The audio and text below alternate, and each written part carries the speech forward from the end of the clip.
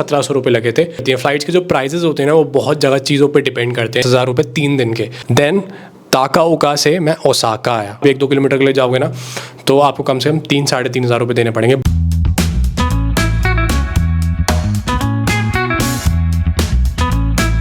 So hey everyone, I hope you are doing well. और आपको मेरी जापान सीरीज़ बहुत ज़्यादा पसंद आई होगी। जापान की सीरीज़ मैंने काफ़ी एफर्ट से बनाई और मेरा चैनल नया है बट आप लोगों ने काफ़ी अच्छा रिस्पांस दिया। एंड आई होप अगर ये सीरीज़ और अच्छे से परफॉर्म करती है तो मैं और ट्रिप्स कर पाऊँगा, क्योंकि हर ट्रिप्स के लिए यार फंडिंग चाहिए होती है। तो अगर आप लोग सपोर्ट करोगे और मेरे को व्यूज़ आएंगे तो मैं उसमें और पैसा लगाऊंगा और आप लोगों को जगह जगह घुमाऊंगा। सो बस इतनी सी रिक्वेस्ट है कि कोई भी वीडियो होती है उसको लाइक शेयर सब्सक्राइब करा करो चैनल को। It means a lot to me. और आज की वीडियो में मैं आपको अपने जापान ट्रिप का पूरा बजट बाइफरकेट करने वाला हूँ कि मेरा कितना खर्चा हुआ, मैं कितने दिन वहाँ पे रुका और कहाँ कहाँ कितना खर्चा आपको करना चाहिए, मैं सब डिटेल में बनाने वाला हूँ। So make sure you watch this video till the and. और प्लीज़ आप मेरे को इंस्टाग्राम पे फॉलो कर सकते हैं। अगर आपके कोई क्वेश्चंस हैं तो आप मेरे से वहाँ पे डीएम में पूछ सकते हैं या फिर कमेंट करके पूछ सकते हैं। Let's get started. अगर आपने मेरी जापान सीरीज़ देखी होगी तो आपको इस चश्मे के बारे में बहुत अच्छे से पता होगा, जो मैंने बहुत ही इंपल्सिव बाइंग करी थी तो मैंने पहन लिया क्योंकि जापान की फील आनी चाहिए। तो सबसे पहले हम एक एक करके सारी चीज़ों को बाइफरकेट करेंगे और आपको बताएंगे कि मेरा कहाँ कहाँ पर खर्चा हुआ। तो सबसे पहली चीज़ आती है वीज़ा। जापान का वीज़ा, टूरिस्ट वीज़ा की कितनी कॉस्ट होती है। जापान के टूरिस्ट वीज़ा में मेरे को अराउंड देने पड़े सिर्फ और सिर्फ 1300 से 1500 रुपये के अराउंड। आई गेस मेरे टोटल 1700 रुपये लगे थे। अगर आप उसमें मेट्रो वेट्रो का थोड़ा बहुत आने जाने का किराया जोड़ लोगे या फिर कैब वैब का जोड़ लोगे तो आना जाना सब मिला के 2000 रुपये लगा लो, ठीक है। तो हम वीज़ा फ़ीस लेते हैं सिर्फ 1700 रुपये। और वैसे तो जापान की वीज़ा फ़ीस सिर्फ और सिर्फ 700 रुपये, बट ऊपर से VFS के जो सर्विस चार्ज होते हैं वो लग जाते हैं। तो नेक्स्ट इंपॉर्टेंट चीज़ आती है, वो आती हैं फ़्लाइट्स। अब फ़्लाइट्स बहुत ज़्यादा वेरी करती हैं। फ़्लाइट्स के जो प्राइजेज़ होते हैं ना वो बहुत जगह चीज़ों पे डिपेंड करते हैं। जैसे आप कहाँ से कर रहे हो, किस टाइम कर रहे हो, कितनी पहले कर रहे हो और कौन सी फ़्लाइट कर रहे हो, ये चीज़ें बहुत ज़्यादा मैटर करती हैं फ़्लाइट्स में। तो अगर मैं अपनी बात करूँ तो मैंने जापान की एयरलाइंस बुक कराई थी, ANA जो ऑल निपॉन एयरवेज़ है, वो जापान की है।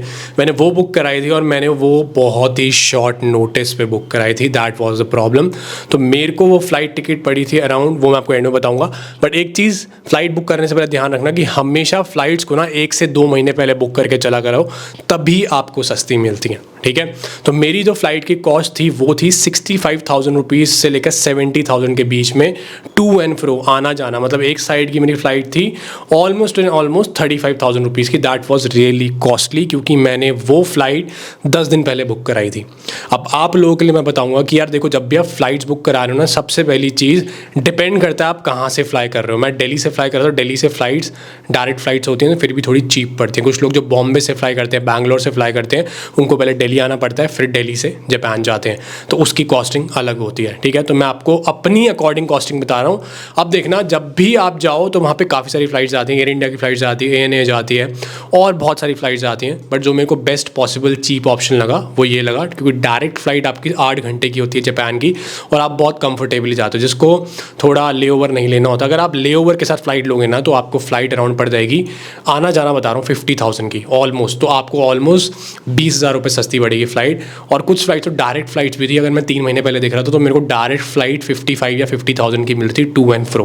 तो जैसे कि मैंने बोला, हमेशा 1 से 2 महीने पहले बुक कराना फ़्लाइट टिकट्स, तभी आपको सस्ती पड़ सकती हैं। तो हमारे होंगे वीज़ा के 1700 रुपये, फ़्लाइट के हमारे हो गए 70,000। बट इन योर केस मैं आपको रिकमेंड करूँगा, आपको 50,000 में आराम से फ़्लाइट टिकट्स मिल जाएंगी, आना जाना वो भी डायरेक्ट। अगर आपको लगता है डायरेक्ट नहीं जाना, ले ओवर लेना, तो आपको ले ओवर वाली भी ईजिली मिल जाएंगी, वो आपको और सस्ती मिलेंगी, अराउंड 40,000 की। सो हमारा हो चुका है वीज़ा, फ़्लाइट्स। अब बात आती है नेक्स्ट इंपॉर्टेंट चीज़, होटल। होटल देखो, मैं अकेला ट्रैवल कर रहा था, मैं फैमिली के साथ ट्रैवल नहीं कर रहा था, तो इसलिए मैंने फ़र्स्ट टाइम हॉस्टल्स ट्राई करे। हॉस्टल्स बहुत बहुत ज़्यादा चीप होते हैं। तो जापान में टोटल मैं 10 दिन गया था, 10 दिन रुका हूँ। तो मेरा टोटल अगर आपको बताऊँ मैं 10 दिन में मैंने कितने स्पेंड करे होटल्स पे, तो डिवाइड करते हैं। सबसे पहले मैं गया था टोक्यो। तो टोक्यो मैंने ग्लोबल होटल टोक्यो बुक कराया था, दैट इज़ अ हॉस्टल। तो वो मेरे को 3 दिन का, पहले मैं 3 दिन टोक्यो में रुका था, तो मेरे को वो 3 दिन का पड़ा सिर्फ और सिर्फ 3,500 रुपये में। तो पर डे लगा लो 1200-1300 रुपये मेरे को हॉस्टल मिल गया 3 दिन, जो कि मैं टोक्यो में रुका हूँ, जहाँ मैंने 3 से 4,000 रुपये खर्चे हैं। तो 4,000 ले लेते हैं एट मैक्स, ठीक है। उसके बाद मैंने होटल बुक कराया था ताकाओका में। ताकाओका गया था, ताकाओका में आई स्टेड अराउंड 2 डेज़ और वहाँ पे मैंने कुछ पे किया 2 दिन का 7,000 रुपये। तो वहाँ थोड़ा सा कॉस्टली था क्योंकि वो मेरा प्राइवेट रूम था, बट उसमें शेयर्ड वॉशरूम था और शेयर्ड बाथरूम था। Still that was really clean, तो मेरे को वो 7,000 में 2 दिन का मिल गया। दैट इज़ रियली गुड यार, क्योंकि आपको एक बहुत बड़ा घर मिल रहा है पूरा आपके सिर्फ और सिर्फ 3,500 रुपये में, जहाँ पे आपको प्राइवेसी भी मिल रही है। तो I think that is payable. तो 7,000 वहाँ लगे। टोक्यो में मेरे को लगे 4,000 रुपये। तो कितने हो गए? 8, 9, 10, 11, ऑलमोस्ट 11,000 रुपये हो गए। देन उसके बाद मैं आया ओसाका। ओसाका में मैं रुका था 3 दिन। ओसाका में I stayed around 3 days, yes. तो वहाँ पे मेरे को लगे मेरे होटल के 10,000 रुपये 3 दिन के। तो मेरे ख्याल से एवरेज आया वही 3, 3,500 के। और वो मेरा प्राइवेट होटल था, आपा होटल में रुका था मैं। बहुत छोटा होटल था बट मेरा सब प्राइवेट था, उसमें प्राइवेट होटल रूम था, क्लीन था, बाथरूम भी साफ़ था। तो 10,000 रुपये मेरे वहाँ पे लगे ऑलमोस्ट। तो कितना हो गया? 21,000 रुपये के राउंड हो गया। और इसमें हम अभी तक कितने दिन रुक चुके हैं? 2 दिन में टोक्यो में रुका था, 2 दिन टाकाओका में रुका था, 3 दिन ओसाका में। 7 दिन हम 21,000 रुपये में रुक चुके हैं अभी तक, ठीक है। नेक्स्ट अब मैं ओसाका से वापस टोक्यो आया था क्योंकि मेरी टोक्यो से फ़्लाइट थी। एंड देन आके मैंने सेम हॉस्टल कराया और मेरे को 2 दिन का पड़ा और भी सस्ता, सिर्फ और सिर्फ 2,000 रुपये का, 1,000 रुपये पर नाइट। तो लगा लो 23 से लेकर 25,000 में मैंने 10 दिन का होटल कर लिया। Can you believe? यही फ़ायदा होता है सोलो ट्रैवल करने का। तो हमारा क्या क्या हो चुका है? वीज़ा हो चुका है 1,700 रुपये का, फ़्लाइट्स हो चुके हैं 70,000 रुपये की, और 25,000 रुपये के होटल हो चुके हैं। मैं 25,000 रुपये 2,000 रुपये एक्स्ट्रा लिए हैं, कहीं कुछ जगह टैक्सेस होते हैं तो वो सब इंक्लूड करके। तो 25,000 रुपये में मतलब पर डे में 2,500 रुपये में रुका हूँ ऑलमोस्ट, जिसमें मेरे को प्राइवेट रूम भी मिल गया और एक बहुत डिफरेंट एक्सपीरियंस मिल गया, जहाँ पे मैं जापानीज़ हाउस में रुका था। इंपॉर्टेंट चीज़ है ट्रांसपोर्टेशन। अब बहुत से लोगों के दिमाग में होगा कि ट्रांसपोर्टेशन के लिए बुलेट ट्रेन आती हैं सबके दिमाग में जब भी आप जापान जाते हो और आप उनकी मेट्रो यूज़ करते हो, जो भी पब्लिक ट्रांसपोर्ट होता है। अब बहुत से लोग कहते हैं हम जापान रेल पास लेंगे, ठीक है। जापान रेल पास अभी क्या हो रहा है, जापान में बहुत ज़्यादा ओवर टूरिज्म हो चुका है, जिसकी वजह से उन्हें जापान रेल पास बहुत महंगा कर दिया, JR पास, ठीक है। तो जैसे कुछ 7 दिन का JR पास था 40,000 रुपये का, दैट वाज रियली कॉस्टली। तो आपको क्या करना है, देखो जैसे मैंने काउंट किया कि यार मेरे को टोक्यो से ताकाओका जाना है, मेरे को 1 बुलेट ट्रेन लेनी है। देन मेरे को ताकाओका से ओसाका आना है, 2 बुलेट ट्रेन लेनी है। देन ओसाका से टोक्यो आना है, 3 बुलेट ट्रेन लेनी है मैंने टोटल, ठीक है। टोटल मैंने 3 बुलेट ट्रेन का खर्चा करना है, और वो मेरे को बुलेट ट्रेन JR पास से सस्ती पड़ रही थी, ठीक है। तो सपोज़ मैं आपको बताता हूँ कैसे कैसे मेरा खर्चा हुआ बुलेट ट्रेन में, और तीनों टाइम मैंने बुलेट ट्रेन में ट्रैवल किया है और बहुत कंफर्टेबल ट्रैवल किया, फर्स्ट क्लास में ट्रैवल किया, दैट इज़ द पॉइंट। तो मैं यहाँ से टोक्यो से पहले गया ताकाओका, और मेरे को वो बुलेट ट्रेन की टिकट पड़ी अराउंड 7,000 रुपये की, फर्स्ट क्लास बता रहा हूँ आपको मैं, 1 साइड। देन ताकाओका से मैं ओसाका आया, ठीक है। तो मेरे को वो पड़ी, वो भी इतने की पड़ी, 7,000 रुपये। कितने हो गए? 13-14,000 रुपये हो गए दो ट्रेन टिकट्स के। देन ओसाका से मैं वापस टोक्यो आया 7,000 रुपये में, वही बुलेट ट्रेन थी। तो कितना हो गया? 20 से 21,000 में मेरी 3 बुलेट ट्रेन हो गई। अगर मैं JR पास लेता तो मेरे को वो 40,000 रुपये का पड़ता, जो मेरे लिए वैल्यूबल नहीं था। तो आपको सपोज़ ऐसे प्लान करना, अगर आप ज़्यादा दिन हो जापान में और ज़्यादा आपको बुलेट ट्रेन लेनी है 7 दिन के अंदर, 8 दिन के अंदर, 10 दिन के अंदर, तो आपको बुलेट JR पास लेना है, वरना आपको सिंगल टिकट्स लेनी है। कुछ भी बहुत बड़ा खेल नहीं होता। और JR पास की जो जापान में बुलेट ट्रेन की टिकट्स होती है ना, वो आपको काउंटर से जाके लेनी पड़ती है और इजीली मिल जाती हैं, ऐसा कुछ नहीं है, ठीक है। और मैंने पिछले ब्लॉग्स में ये भी समझाया कि नॉन रिजर्व सीट क्या होती है, रिजर्व सीट क्या होती है। जब सारे ब्लॉग्स देख लेना आपको समझ आ जाएगा, मैंने इजीली उसमें अच्छे से एक्सप्लेन करा है। तो यार देखो 21,000 रुपये में हमारा बुलेट ट्रेन हो गया। ट्रांसपोर्टेशन में और क्या आया हमारा? ट्रांसपोर्टेशन में हमने ली मेट्रो। यार देखो कैब्स बहुत महंगी है जापान में, अगर आप 1-2 किलोमीटर के लिए जाओगे ना तो आपको कम से कम 3-3,500 रुपये देने पड़ेंगे, बहुत ज़्यादा कॉस्टली है। तो मेट्रो से ट्रैवल करता था मैं, मिनिमम लगा लो मेट्रो से ट्रैवल करने की 100 रुपये की टिकट होती थी। तो मैं 10 दिन के हिसाब से, मैं ताकाओका में कोई मेट्रो थी नहीं, एंड मैंने ओसाका में मेट्रो ली और टोक्यो में मेट्रो ली। तो लगा लो 5 दिन मैं मेट्रो में ट्रैवल कर रहा हूँ, और 5 दिन के हिसाब से मैक्स टू मैक्स मैं अगर मेट्रो में खर्चा बताऊँ तो 10,000 रुपये लगा लो। मैक्स टू मैक्स बता रहा हूँ, इतना भी खर्चा नहीं हुआ होगा, 7 से 8,000 ही हुआ होगा, बट मैं मैक्स लेके चल रहा हूँ। 10,000 रुपये में मेरा मेट्रो का ट्रैवल हो गया। तो यार टोटल ट्रांसपोर्टेशन हमारी 30,000 रुपये में हो गई, जिसमें हमारी बुलेट ट्रेन भी आ गई, मेट्रो भी आ गई, ठीक है। वहाँ पे कोई भी मैंने कैब नहीं ली और कोई भी मैंने ऐसी सर्विस नहीं ली जिसके लिए मैंने एक्स्ट्रा पे किया।